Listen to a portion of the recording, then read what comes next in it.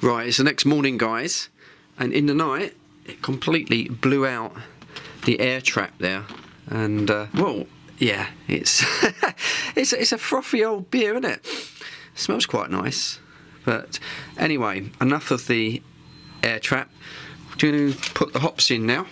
These are the hops, the sort of Irish Stout hops. It just gives the beer that really nice deep flavouring, which is significant with Guinness. We need to clean up the lid and then get the lid off, and then we drop the hops in. I generally, what I do, this can be ready in about 10 days. It needs a warm environment. In the summer, this will ferment very, very quickly. It's been a bit slower this time of year, so I've moved it close to the hot water tank because it was particularly slow.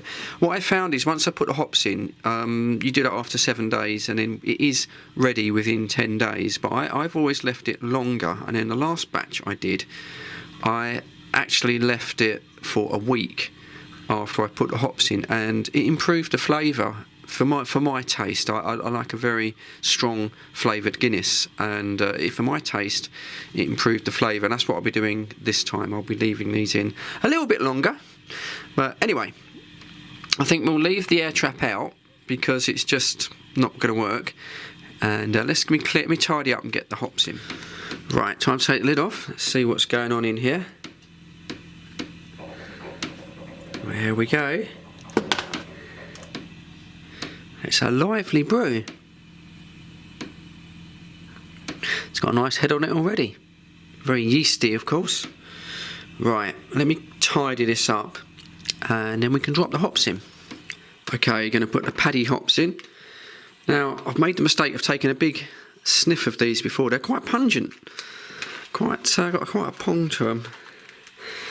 And these are like fish pellets, and literally they just sit on the top of the beer there, and then what will happen, they'll soak up the beer, and then they'll sink to the bottom, and they give it that really nice deep flavour. And like I say, I'm going to leave them longer than they recommend, maybe about a week or so. It'll kick off the fermentation process again, but it won't sort of ferment as much as it was before. Hopefully it won't blow the top off. I won't put the air trap back. Right, let's put the lid back on, and then we can leave that for about a week.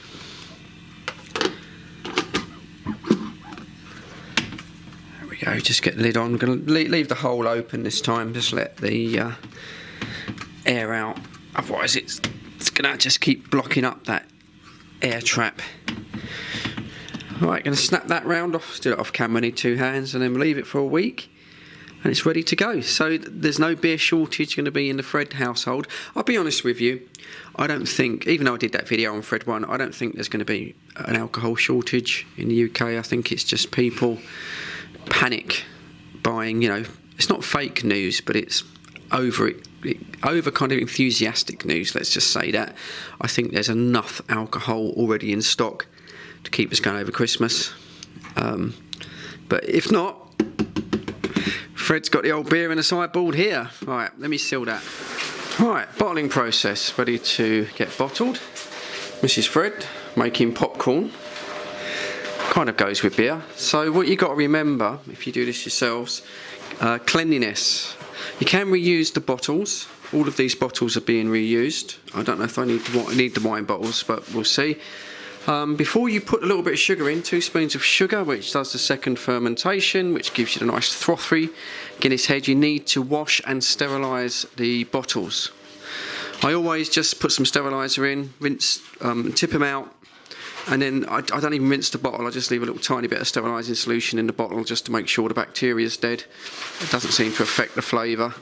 But so you must sterilise all of your equipment and make sure you don't come in contact with any bacteria, because that will ruin the beer.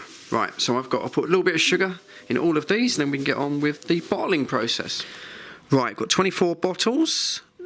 Some of those are litre bottles, and these are 75 cls.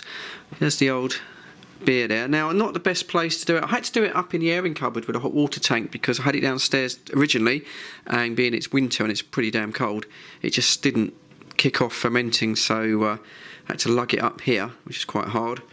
So now it's not the best place to do the bottling, but that's what I've got to work with because it's bloody heavy. I'm not lifting it. Anyway, you've seen it on the other video, just going to fill these up now, and then once they're full, leave them for a week in a warm room, not outside. Let the fermentation start. When you bottle, you have to leave an air gap to allow for the extra fermentation, the expansion. And what I've found myself, depending on your size of the bottle, this is a 1 litre bottle, I'll generally fill it to about there. I find that the bigger the air gap that you leave, the more head you get on the beer. I quite like mine really frothy, to be honest.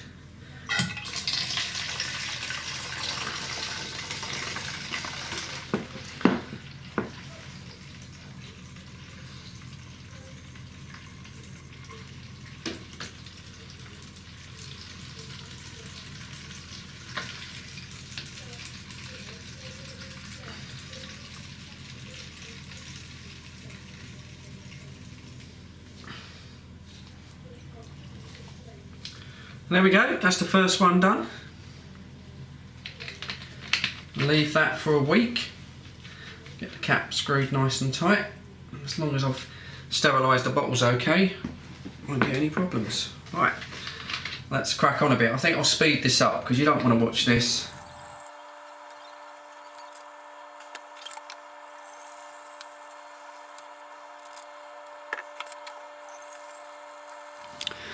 Well, there we go. Good estimate. Got quite a nice yield. We're about there on the barrel. So I reckon I've got another couple of bottles in there. Don't want to go too low, don't want to get the dregs. But yeah, I reckon I'll get another couple of bottles out of it. But yeah, a good yield from this barrel. And looks very much like Guinness. Brilliant. And there we go. That's my yield. 26 bottles, which is a good amount. And the little testing bottle there, little vanilla Coke bottle, that'll just be my tester too. So I'm going to leave this now in the bath. Don't worry, we do have another bathroom. Well, we've got another 2 actually, so it's not a problem. We're not all going to stink. We won't all stink for a week, but I'll leave that for a week. And then I'll probably chill and test that little tester bottle. And then if that's absolutely fine, we'll crack a big bottle and we'll give it a taste test. And like I say, up to about 2 months, it'll be absolutely at its peak.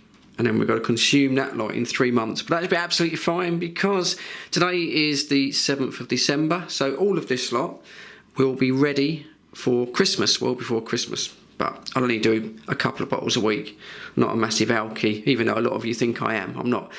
So there you go, next bit will be the test. We'll give it a little test, so we just have to wait now. For you it'll be instant, for me I've got to wait at least a week, maybe 14 days before I can do it. So stay tuned. Right, it's been a week, so the beer should now be ready. I'm going to crack this one to find out. It's firmed up. You can feel on these plastic bottles, you can feel that it's firmed up. So what I'm going to do in a second, I'm going to open it, and there should be just a very slight hiss as some of the gas escapes. It's not like lager where it's going to froth up and go mad. And I shall pour it into this glass. I'll do a barman's pint, so I'll pour it directly in. I won't tilt the glass, and hopefully we should see a nice thick creamy Guinness head. If not, then I'll leave them for another week and I'll know they're ready. But here we go then. I'll shut up and let's see if we get a little bit of a hiss. Yeah, definitely got a bit of a hiss. That's a good sign.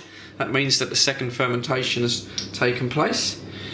And on camera, here we go, a barman's pint.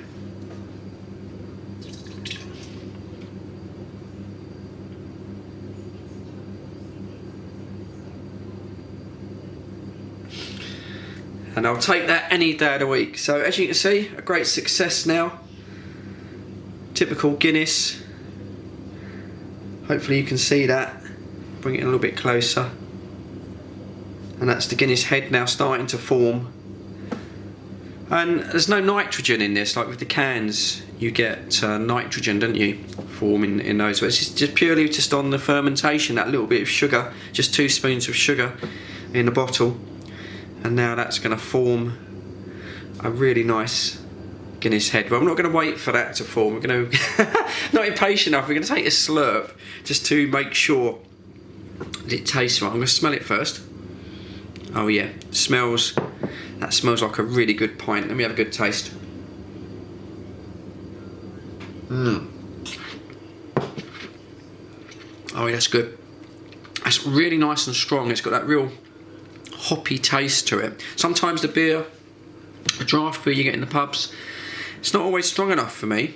The draft cans aren't always strong enough for that. Another bit more.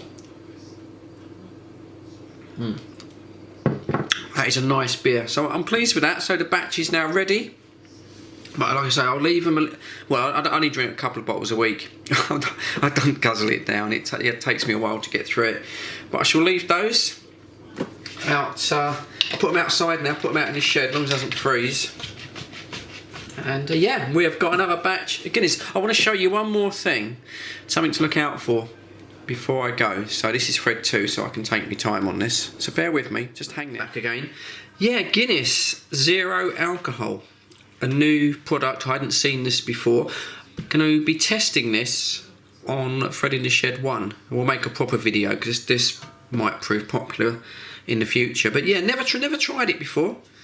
0%. I just want to see when I test this, just whether without the alcohol, with the fermentation process, whether it will taste the same. I reckon they'll probably get it to look the same, but whether it will taste the same, and I'm quite particular with my Guinness, 30 years experience. So yeah, look out for a video coming up soon on Fred in the Shed 1 where we crack one of these open and we give it a taste. But as for now, I'm quite happy with my stuff I'm making myself. Got no complaints about my own Guinness there. Well, there you go, just a Fred in the Shed 2 video. Fred making beer. I've shown this before on Fred in the Shed 1, but a little bit more detail. Anyway, waffling on. There's the old thumb. Give me the old thumbs up. It really helps Fred in the Shed 2. It's a little tiny little channel, so everything helps. Stay safe. Hope you had a nice Christmas, and I'll catch you on the next one.